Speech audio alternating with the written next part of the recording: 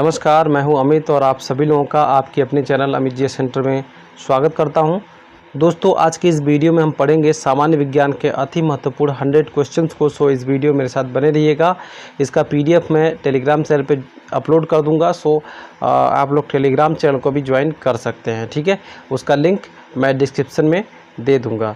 दोस्तों, जीके के 1000 most important questions का एक पीडीएफ मैंने तैयार किया है। उसका लिंक मैंने डिस्क्रिप्शन में दे रखा है, वहां से जाकर आप लोग डाउनलोड कर सकते हैं। एनएमडीसी वालों के लिए मॉडल पेपर तैयार किया है, उसको भी आप लोग डिस्क्रिप्शन में जाके चेक कर सकते हैं, डाउनलोड कर सकते हैं, ठीक है।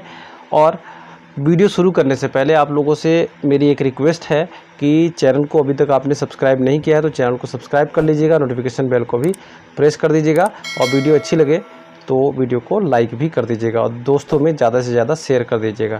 तो चलिए शुरू करते हैं आज के इस वीडियो को और देखते हैं। आज का पहला प्रश्न है, मनुष्य का मुख्य उत्सर्जी पदार्थ है, ठीक है। तो मनुष्य के शरीर से जो मुख्य उत्सर्जी पदार्थ निकलता है, ठीक है, वो क्या होता है? तो वो होता है यूरिया, ठीक है। क्या होता है? यूरिया जो है मनुष्य का मुख्य उत्सर्जी पदार्थ है, याद रखिएगा, बहुत बार एग्जाम में पूछा जाता है। अगला प्रश्न है, हमारे लिए ऊर्जा का सबसे प्रमुख स्रोत है, ठीक है। तो हमारे लिए ऊर्जा का प्रमुख स्रोत क्या होता है? तो सबसे ज़्यादा जो हमको आवश्यकता होती है ऊर्जा प्राप्त करने के लिए वो होती है कार्बोहाइड्रेट की, यानी कि कार्बोहाइड्रेट जो होता है हमारे शरीर में पहुंचकर सबसे ज़्यादा एनर्जी रिलीज़ करता है, ठीक है। चलिए अगला प्रश्न देखते हैं, क्वेश्चन नंबर 3। अत्यधिक व्यायाम करते समय हमारी टांगों में जिस पदार्थ के संचयन के कारण ऐंठन होती है वह है लैक्टिक अम्ल, ठीक है। आप लोग कभी कभी ज़्यादा मेहनत कर देते हैं या फिर दौड़ने लग जाते हैं तो आपके मांसपेशियों के अंदर दर्द सा होने लग जाता है, ठीक है, ऐंठन होने लग जाती है। तो वो किसके कारण होती है? तो हमारे शरीर में लैक्टिक एसिड बनने लग जाता है, ठीक है, मांसपेशियों के बीच में, ठीक है। इस वजह से उस समय काफ़ी दर्द होने लग जाता है। तो यहाँ पे लैक्टिक अम्ल जो है करेक्ट आंसर है। अगला प्रश्न है, किसी सामान्य व्यक्ति की विश्राम अवस्था में औसत श्वसन दर होती है, कितनी होती है? तो 15 से 18 प्रति मिनट होती है, ठीक है। मतलब कि अगर सामान्य स्थिति में अगर व्यक्ति विश्राम कर रहा है तो 15 से 18 बार सांस लेता है और छोड़ता है, ठीक है। चलिए अगला प्रश्न है, भोजन में संचित ऊर्जा किस समय निर्मुक्त होती है, ठीक है। तो कब होती है? तो भोजन में जो ऊर्जा स्टोर रहती है वो कैसे रिलीज होती है? तो वो श्वसन के समय रिलीज होती है। श्वसन में क्या होता है? भोजन टूटता है, ठीक है, भोजन टूटता है अपने अवयवों में और ऊर्जा उत्पन्न करता है, ठीक है। प्रश्न नंबर 5 हो गया। प्रश्न नंबर 6 देखते हैं, त्वचा द्वारा श्वसन करने वाला जीव है, ठीक है। तो आपको पता है दोस्तों कि त्वचा के द्वारा कौन सा जीव श्वसन करता है? तो आपने देखा होगा बरसातों में, ठीक है, पानी वाले जगह से केचुए निकल के आते हैं, ठीक है। ये केचुए बिल में रहते हैं। कहाँ रहते हैं? पानी के अंदर या बिल में, ठीक है, कीचड़ के अंदर दबे रहते हैं। तो श्वसन कहाँ से करते हैं? तो ये अपनी त्वचा से करते हैं, ठीक है। प्रश्न नंबर 7 है, मछलियों में श्वसन अंग है, ठीक है। तो मछलियों में श्वसन अंग क्या है? क्लोम है, ठीक है। अगला प्रश्न है, आनुवंशिकता एवं विभिन्नता के बारे में जानकारी देने वाली वनस्पति विज्ञान की शाखा को कहते हैं? क्या कहा जाता है जो विज्ञान आनुवंशिकता और विभिन्नता के बारे में जानकारी देती है, ठीक है? तो उसको बोलते हैं हम लोग आनुवांशिकी, ठीक है। क्या बोलते हैं? आनुवांशिकी। आनुवांशिकता क्या है? एक क्या है? गुण है, ठीक है, जो एक पीढ़ी से दूसरे पीढ़ी में जाता है, लेकिन उसका अध्ययन हम करते हैं किसमें? आनुवांशिकी में करते हैं, ठीक है। अगला प्रश्न देखते हैं हम लोग, वंशागति के नियमों के अध्ययन को कहते हैं, ठीक है। तो वंशागति के जो नियम हैं, ठीक है, वंशागति का मतलब कि एक पीढ़ी से दूसरी पीढ़ी में जो गुण जाते हैं उनको हम क्या बोलते हैं? वंशागति बोलते हैं, ठीक है। तो इसके जो नियम होते हैं उसका अध्ययन जिस विज्ञान की शाखा के अंदर करते हैं उसको बोलते हैं आनुवांशिकी, ठीक है। क्या बोलते हैं? आनुवांशिकी। अगला प्रश्न है, क्वेश्चन नंबर 10 है, आनुवंशिकता के जनक कहे जाते हैं, कौन कहे जाते हैं? तो इसका जो राइट आंसर है वो है मेंडल। इनका पूरा नाम है ग्रेगर जॉन मेंडल, ठीक है। इन्होंने किस पर अपना प्रयोग किया था आनुवंशिकता से संबंधित? तो मटर के पौधे पर किया था, ठीक है। तो ये क्वेश्चन नंबर 10 भी तैयार हो गया अपना। क्वेश्चन नंबर 11 देखते हैं, विकास का सिद्धांत किसके द्वारा प्रतिपादित किया गया था, ठीक है। तो ये जो विकास का सिद्धांत सबसे पहले किसके द्वारा दिया गया था? तो ये दिया गया था चार्ल्स डार्विन के द्वारा, ठीक है। क्वेश्चन नंबर 10, क्वेश्चन नंबर 11, ये दोनों कंप्लीट हो गए। क्वेश्चन नंबर 12 देखिए, मानव में गुणसूत्रों की संख्या कितनी होती है? तो मानव में गुणसूत्रों की संख्या कितनी होती है? 23 जोड़े यानी कि 46 होती है। अगला प्रश्न है, मनुष्य में कौन से क्रोमोजोम के मिलने से बालक का जन्म होता है? तो पुरुष का Y और स्त्री का X क्रोमोजोम जब मिलते हैं तो बालक का जन्म होता है। ठीक है। अगला प्रश्न क्वेश्चन नंबर 14 है, जैव विकास को सर्वप्रथम किसने समझाया था? तो जैव विकास को समझाने वाला वैज्ञानिक जो था वो लैमार्क था। ठीक है। अगला प्रश्न है, विकास के उत्परिवर्तन का सिद्धांत किसने प्रतिपादित किया था? तो एक वैज्ञानिक हुए थे जिन्होंने ये बताया था कि जो विकास होता है, ठीक है, ये उत्परिवर्तन के कारण होता है। किसके कारण? उत्परिवर्तन के कारण होता है। तो वो वैज्ञानिक कौन थे? ह्यूगो डी ब्रिज थे। ठीक है। यानी कि विकास के उत्परिवर्तन का सिद्धांत किसने प्रतिपादित किया था? तो ह्यूगो डी ब्रिज ने प्रतिपादित किया था। ठीक है। चलिए अगला प्रश्न देखते हैं हम लोग। प्रश्न नंबर 16 है। ठीक है। प्रश्न नंबर 16 को हम लोग देख लेते हैं। ये है आपका प्रश्न नंबर 16, मेंडल के कार्यों का पुनः अनुसंधान किसने किया था? तो मेंडल के कार्यों का पुनः अनुसंधान यानी कि रिसर्च किसने किया था? तो सेन वॉर्न ने किया था। सेन मार्क लिखा है। ठीक है। चलिए अगला प्रश्न है क्वेश्चन नंबर 17, मेंडल ने अपने प्रयोग किस पौधे पर किए थे? तो किस पौधे पर किए थे? तो मटर के पौधे पर किए थे। ठीक है। अगला प्रश्न, कोकून से रेशम निकालने की क्रिया कहलाती है। तो कोकून क्या होता है? तो रेशम का जो कीड़ा होता है वो उसके लाइफ का एक स्टेज आता है जिसमें क्या करता है, कोकून के अंदर बंद हो जाता है। ठीक है। ऊपर क्या होती है, रेशम का पूरा जाल बन जाता है और उसके अंदर वो बंद हो जाता है, एक बॉल जैसा बन जाता है। तो उस को हम बोलते हैं कोकून। अब कोकून से रेशम कैसे निकाला जाता है? तो कोकून से रेशम निकालते हैं, कोकून को हम लोग डालते हैं गर्म पानी में जिससे वो कीड़ा मर जाता है और उसका जो रेशम होता है वो भी मुलायम हो जाता है। ठीक है। और उससे फिर हम क्या करते हैं, प्रोसेस करके रेशम का जो धागा है वो निकाल लेते हैं। रेशम का जो फाइबर्स होते हैं वो उनको हम क्या कर लेते हैं, निकाल लेते हैं। तो इस क्रिया को हम क्या कहते हैं, कोकून से रेशम निकालने की क्रिया को हम क्या कहते हैं, रीलिंग कहते हैं। क्या कहते हैं? रीलिंग कहते हैं। क्वेश्चन नंबर 18 जो है वो है, खरपतवार को अपना भोजन बनाने वाली मछली है। तो यहाँ पर देखिए उस मछली को हम क्या बोलते हैं जो घास को खाती है, यानी कि खरपतवार को खाती है। ठीक है। उसको बोलते हैं ग्रास कार्प। ठीक है। ग्रास मीन्स घास और कार्प जो है नाम का एक हिस्सा हो गया। ठीक है। Grass carp. अगला प्रश्न है, रेशम कीट पालन में कौन से वृक्ष की आवश्यकता होती है?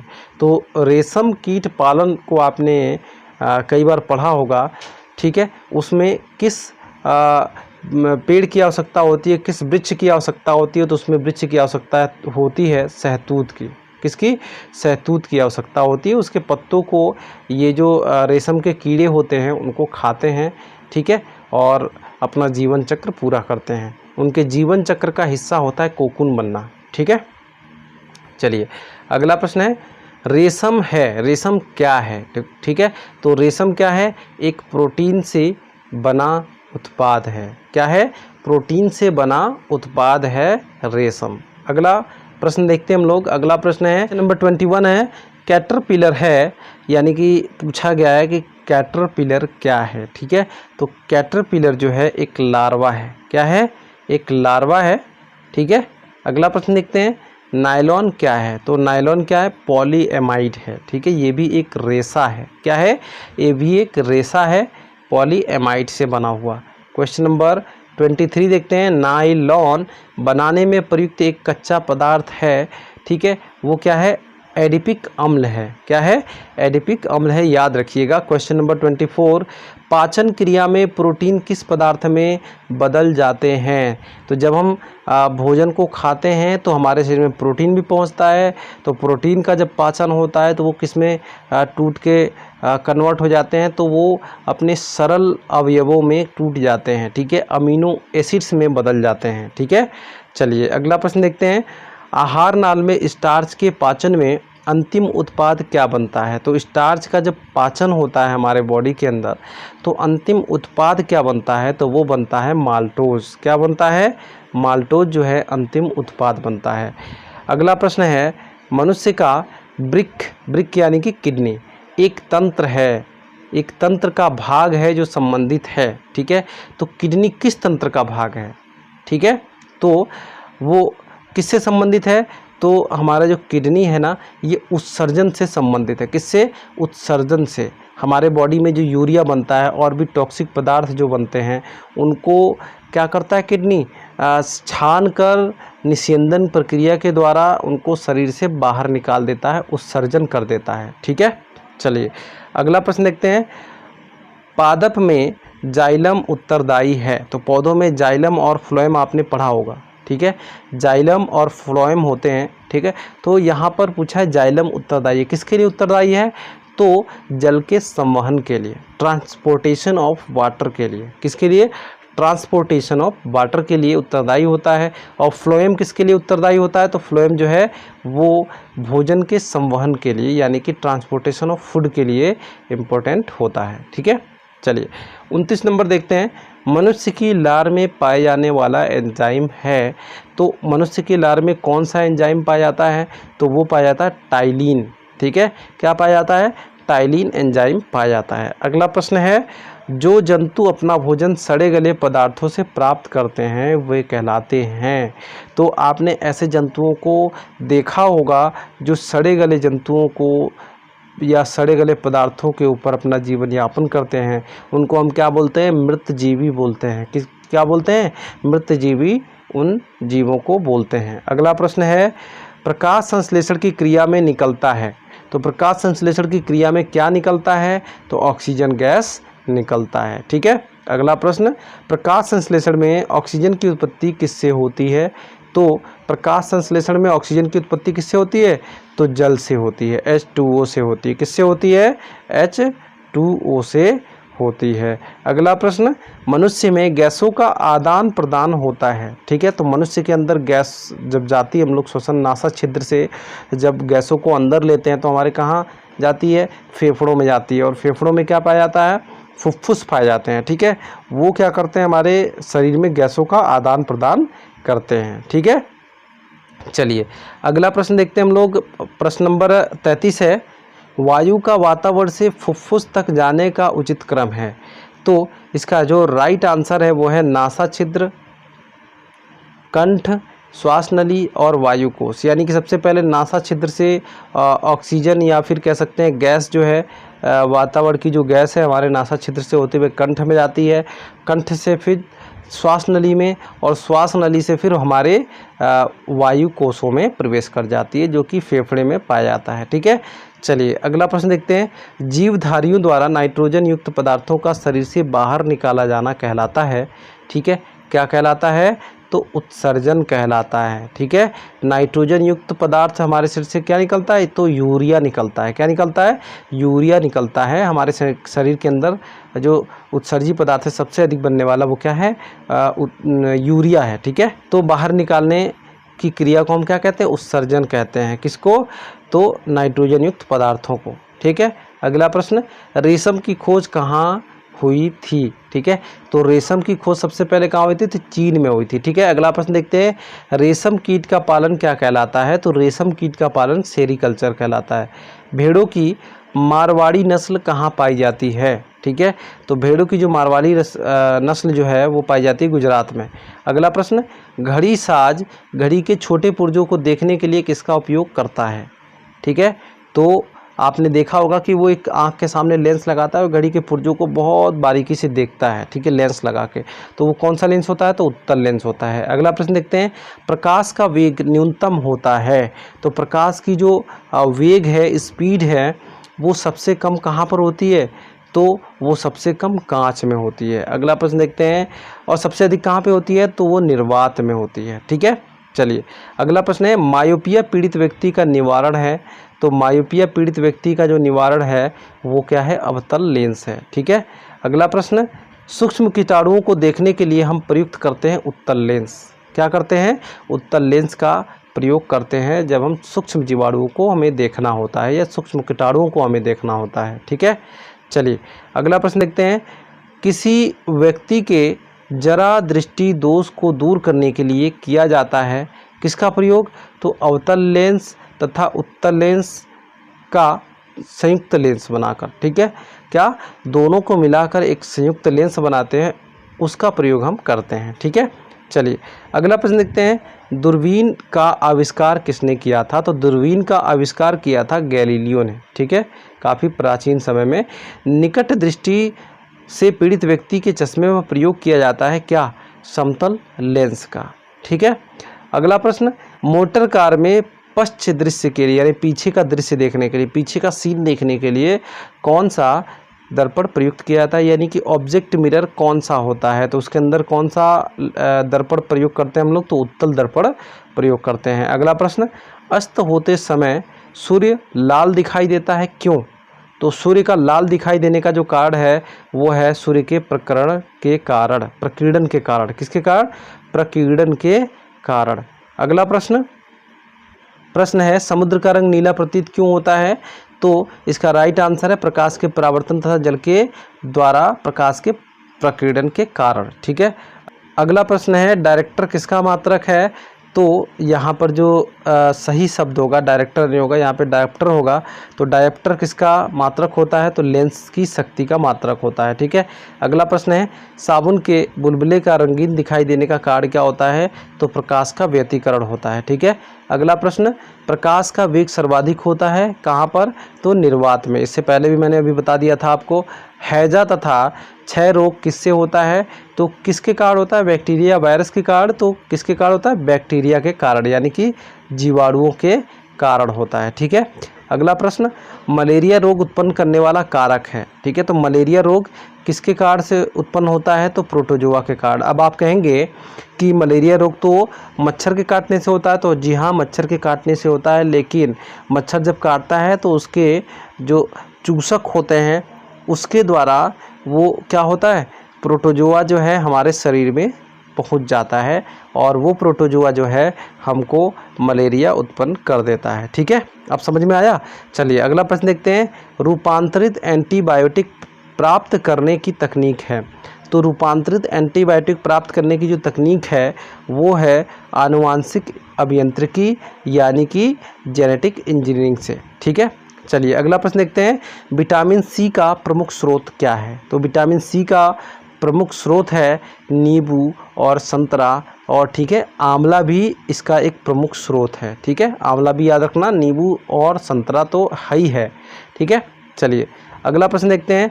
पेनिसिलिन की खोज करता है कौन किया था? मतलब यहाँ पे क्या है, थोड़ा सा गलत लिख गया है। पेनिसिलिन की खोज किसने की थी? तो किसने की थी? अलेक्जेंडर फ्लेमिंग ने की थी। ठीक है, अगला प्रश्न है अलेक्जेंडर फ्लेमिंग ने पेनिसिलिन किससे प्राप्त किया था? तो इन्होंने पेनिसिलिन जो प्राप्त किया था पेनिसिलियम नोटेटम से प्राप्त किया था। अगला प्रश्न प्लाज्मिड है, यानी कि प्लाज्मिड क्या है? तो प्लाज्मिड जो है वो एक बैक्टीरियोफेज है। ठीक है, चलिए अगला प्रश्न देखते हैं। अगला प्रश्न है विद्युत परिपथ में धारा का मापन करने वाला उपकरण है क्या होता है? तो धारा का जो मापन करता है उसको बोलते हैं अमीटर। ठीक है, क्या बोलते हैं? एमीटर बोलते हैं। अगला प्रश्न देखते हैं हम लोग। अगला प्रश्न है किसी चालक का विशिष्ट प्रतिरोध निर्भर करता है चालक के पदार्थ पर। किस पर? चालक के पदार्थ पर निर्भर करता है। अगला प्रश्न कूलाम किसकी इकाई है? तो कूलाम किसकी इकाई होती है? तो विद्युत आवेश की इकाई होती है। ठीक है, 61 नंबर। किसी आवेशित चालक का संपूर्ण आवेश कहाँ रहता है? तो किसी आवेशित चालक का संपूर्ण आवेश जो होता है उसके बाहरी पृष्ठ पर होता है। ठीक है, अगला प्रश्न है वस्तुओं का आवेशन किसके स्थानांतरण के फलस्वरूप होता है? तो आवेशन जो होता है वो इलेक्ट्रॉनों के स्थानांतरण के फलस्वरूप होता है। अगला प्रश्न है विद्युत का सबसे अच्छा चालक है क्या है? सबसे अच्छा चालक, तो विद्युत का सबसे अच्छा चालक जो माना गया है वो चांदी को माना गया है। ठीक है, अगला प्रश्न अधातुएं विद्युत की कुचालक होती हैं क्यों? ठीक है, तो इसका जो रीज़न है वो ये है कि अधातुओं में जो मुक्त इलेक्ट्रॉन होते हैं वो नहीं होते हैं। ठीक है, यानी कि धातुओं में क्या पाए जाते हैं? मुक्त इलेक्ट्रॉनों की संख्या पाई जाती है, लेकिन अधातुओं में मुक्त इलेक्ट्रॉन नहीं पाए जाते हैं। ठीक है, अगला प्रश्न है प्रत्यावर्ती धारा को दिष्ट धारा में परावर्तित करने वाली युक्ति को कहते हैं, यानी कि एसी करंट को डीसी करंट में परिवर्तित करने वाली युक्ति या मशीन कह सकते हैं। क्या है? वो है रेक्टिफायर। क्या है? वो है रेक्टिफायर। ठीक है। अगला प्रश्न, विभवांतर का मात्रक होता है, वो होता है वोल्ट। ठीक है। अगला प्रश्न, घरों में लगे पंखे बल्ब आदि लगे होते हैं कौन से क्रम में? तो समांतर क्रम में। ठीक है। दो तरीके के क्रम पाए जाते हैं, आपको पता होगा, एक तो श्रेणी क्रम और दूसरा समांतर क्रम। ठीक है। तो ये जो है यहाँ पर जो घरों में हम लोग यूज़ करते हैं जो क्रम, वो लगाते हैं समांतर क्रम। अदरवाइज़ क्या होता, एक रूम में तेज़ लाइट जलती, अगले रूम में कम तेज़ लाइट जलती है, उससे अगले वाले रूम में और कम, यानी कि लास्ट वाले रूम में बहुत ज़्यादा डिम लाइट जलती। ठीक है। अगर हम श्रेणी क्रम में लगाते तो, समांतर क्रम में लगाते हैं तो सबको बराबर बराबर लाइट मिलता है। ठीक है, हर कमरे में। अगला प्रश्न, भोजन पकाते समय अधिक मात्रा में नष्ट होने वाला पदार्थ है, वो क्या होता है? तो विटामिन्स होते हैं। ठीक है। अगला प्रश्न देखते हैं हम लोग, मानव शरीर के किस अंग की हड्डी सबसे लंबी होती है? तो मानव शरीर के किस अंग की हड्डी सबसे लंबी होती है? तो वो होती है जांघ की हड्डी। ठीक है। कौन सी हड्डी? फीमर। ठीक है। चलिए अगला प्रश्न देखते हैं हम लोग, एथेनॉल के अधिक सेवन से किस अंग को अधिक हानि हो सकती है या होती है? ठीक है, होती ही है। एथेनॉल यानी कि शराब। ठीक है, अल्कोहल। ठीक है। तो एथेनॉल के अधिक सेवन से यकृत यानी कि हमारा जो लीवर होता है वो क्या हो जाता है? प्रभावित होता है, यानी कि नष्ट होता है या डैमेज होने लग जाता है। अगला प्रश्न देखते हैं, लार में कौन सा एंजाइम पाया जाता है? तो टाइलिन एंजाइम पाया जाता है। अगला प्रश्न, मुख से निकली लार पाचन करती है किसका? तो मंड यानी कि स्टार्च का पाचन करती है। ठीक है।